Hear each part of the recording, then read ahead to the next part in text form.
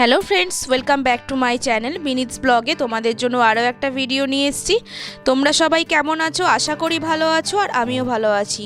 এখন ভাবছো দিদিভাই তুমি কি করছো? আসলে আমি করছি হাতে মেহেন্দি। আর যেহেতু আমাদের একটা বিয়ে বাড়ি ছিল, তোমরা বিয়েটা দেখেছো, আর রিসেপশনটার জন্য আমি পড়েছি মেহেন্দি। আর যেদিনকে বিয়ে বাড়িটা ছিল সেদিনকে আমার কিছু সময়ের অভাবের জন্য আমি মেহেন্দিটা একেবারেই ঠিকঠাক মতো পড়তে পারিনি। তার জন্য আজকে পরে নিচ্ছি মেহেন্দি। আর এদিকে দেখো, মেহেন্দি পরলেও না হাতে 2 ঘন্টা মতো 2.5 ঘন্টা মতো হাতে তো সময় দিতেই হয়, যেহেতু হাতটা ভালো করে শুকোবে, তারপর তো সেটাকে আমি কি তুলতে পারবো। কিন্তু সেদিন আমার এতটাই কাজের একটু প্রেশার ছিল যে আমি পারিনি, তার মধ্যে শরীরটাও ছিল প্রচণ্ড খারাপ। তার জন্য আমি মেহেন্দি পরতেও পারিনি আর রাখতেও পারিনি। তাই জন্য আজকে মেহেন্দিটা পরে নিচ্ছি। আর আমার মেহেন্দির ডিজাইনটা কেমন হয়েছে বলবে তো। আর আসল কথা, আমি না কোনো মেহেন্দি আর্টিস্ট নই, আমি নিজে যেটুকু পারি সেটুকু দিয়ে করার চেষ্টা করি।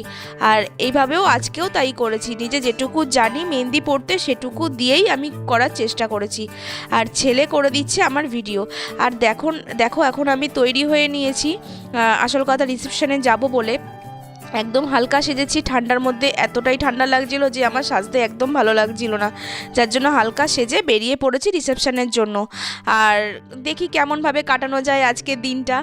আর দেখো এখন সবাই গাড়িতে বসে পড়েছি। গাড়িতে বলতে গেলে আমরা চেনা পরিচিতর মধ্যেই সবাই ছিলাম, আশেপাশে সবাই, প্লাস আমার কাকিও ছিল আর কাকাতো ভাইও ছিল। সবার সাথে একসাথে মিলেই চলে যাচ্ছি এখন রিসেপশনের দিকে।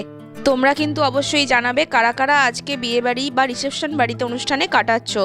আর দেখো আজকে পড়েছিল অসম্ভব ঠান্ডা। আর আমার ঠান্ডার মধ্যে না, তোমাদেরকে আমি আগেও বলেছি, আগের ব্লগেও তোমরা দেখেছো, বিয়ে বাড়ির যে ব্লগটাতে আমি ঠান্ডার জন্য একেবারেই কিছু সাজিনি, আমার একদম ভালো লাগে না। কিন্তু যেহেতু এক জায়গায় যাচ্ছি এবার কন্যাযাত্রীর তরফ থেকে, এবার সেখানে তো আমি সোয়েটার পরে চুড়িদার পরে চলে যেতে পারি না, সেই জন্য এখানে একটু সাজতে হয়েছে।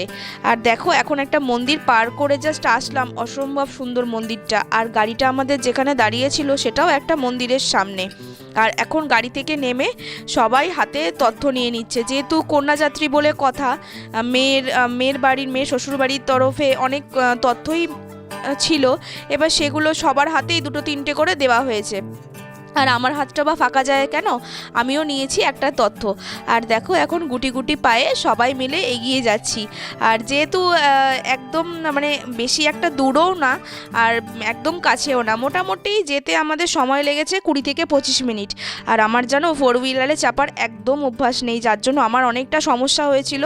আর রাস্তায় আমি ওই জন্য একবার দাঁড়িয়ে তারপরে এসছি, কেননা আমার যেহেতু বমির সমস্যা থাকে, সেজন্য যাদের এটা থাকে না তাদের খুবই সমস্যা হয় গাড়িতে চাপতে। যেমন আমার এই সমস্যার জন্য গাড়িতে চাপতে খুবই কষ্ট হয়। আর এখন চলেও আসলাম একদম বিয়েবাড়ির একদম সামনে। আর দেখো লাইটের গেটও করেছে, গেটটা অসম্ভব সুন্দর করেছে আর ভালো এসেছে দেখতে। আর সামনে একটা ফুলেরও গেট হয়েছে, দূর থেকে দেখতে পাচ্ছি, হ্যাঁ ঠিক ধরেছি, তাই সামনে একটা ফুলেরও গেট হয়েছে, গেটটাও খুব ভালো লাগছে দেখতে। আর যেহেতু ওদের এরিয়াটা আমি দেখলাম অনেকটা ফাঁকা ফাঁকা জায়গা নিয়ে, মানে অনেকটা বাড়িতে না অনেকটা জায়গা রয়েছে এরকম টাইপের, একদম গ্রামও বলবো না, একদম প্রপার টাউনও নয়, কিন্তু আমার পরিবেশটা ভীষণ ভালো লেগেছে, খুব নিঝুম ফাঁকা ফাঁকা জায়গাটা খুব ভালো লেগেছে, বেশ শান্ত শান্ত মানে কোনো গাড়ির আওয়াজ কোনো কিছুই নেই। আর সবাই মিলে আমরা এখন বিয়ের দিকে ঢুকে যাচ্ছি, মানে মেয়ে যেখানে বসেছে সেখানে যাচ্ছি। দেখো এখন যেখানে নতুন বউ বসেছে সেখানে গিয়ে দেখলাম ও এখন ফটো তুলতে ব্যস্ত।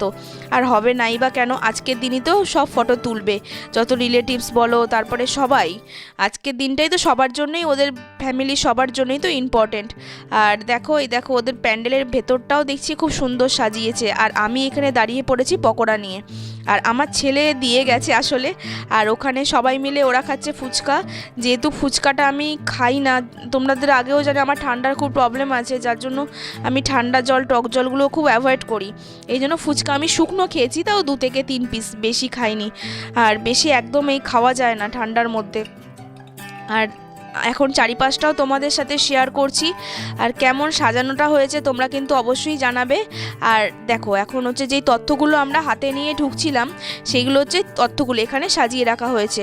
তা এখন সবাই বললো চল মেয়ের ঘর দেখে আসি, সেই জন্য মেয়ের ঘরটা দেখে আমরা বসে পড়েছি সোজা খাবার টেবিলে।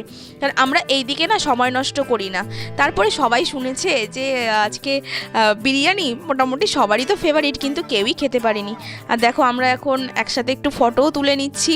ফটো তো তুলছি না, আসল কথা ভিডিও করছি। আর আমাদের এই ব্যাচটার মধ্যে আমাদের কন্যাযাত্রী সবাই বসেছিল, একসাথেই বসে পড়েছি। আর সবাই মিলে একসাথে বসে খাওয়া দাওয়াটা দেখবে সবথেকে বেশি আনন্দের। সে কম খাই তবুও ঠিক আছে, কিন্তু একসাথে খাওয়া দাওয়া, একসাথে যাওয়া, একসাথে ঘোরা, এটা হচ্ছে সবথেকে বেশি আনন্দের। আমার কাছে তো এটা আনন্দের। এবার যারা এটাকে মনে করো যে না একা ঘোরাটা বেশি আনন্দের, তাদের কাছে হয়তো সবার অপশনাল, যার যার মতামত তার কাছে। আর প্রথম পাতেই চলে এসছে হচ্ছে ফিশ ফ্রাই ছিল। আর ফিশ ফ্রাইটা খেয়ে তারপরে না আমি তোমাদের সাথে কোনো ভিডিও শেয়ার করতে পারিনি। আসল কথা এতটাই সবাই মিলে গল্প করতে করতে খাচ্ছিলাম যে তারপরে যে ভিডিওগুলো করতে হবে আমার না একদম মাথা থেকে বেরিয়ে গেছে। এই জন্য একেবারে যখন খাওয়াটা শেষ হয়েছে তখন তো মনে পড়লো যে আমি তো আমার বন্ধুদের সাথে সব কিছু শেয়ার করিনি, এই জন্য একবারে চাটনি আর মিষ্টি দিয়ে তোমাদেরকে দেখিয়ে দিচ্ছি। তোমরা প্লিজ কিছু মনে করো না। এখন দেখো সব কিছু হয়ে গেছে, মানে ঘোরা বেড়ানো খাওয়া দাওয়া সব হয়ে গেছে। এখন আমাদের বাড়ি ফেরার পালা। বাড়ি ফেরার জন্য বেরিয়ে পড়েছি, গাড়িতে উঠে পড়েছি। দেখো গাড়িও চলছে নিজের গতিতে, আর খুব তাড়াতাড়ি বাড়ি পৌঁছে যাব। আর এখন একবারে বাড়ি টাড়ি পৌঁছে যা যা মুখের মেকআপ ছিল সব কিছু রিমুভ করে ভাবছি এবার ভিডিওটা আমি শেষ করি। বেশ অনেকটা হয়ে গেছে ভিডিওটা। তো বন্ধুরা আজকের ভিডিওটা কেমন লাগছে অবশ্যই কিন্তু জানাবে। আর এই যে দেখাচ্ছি তোমাদের মেহেন্দিটার কালারটা না একদম ভালো ওঠেনি, হয়তো এটা কালকে ডিপ হয়ে যাবে।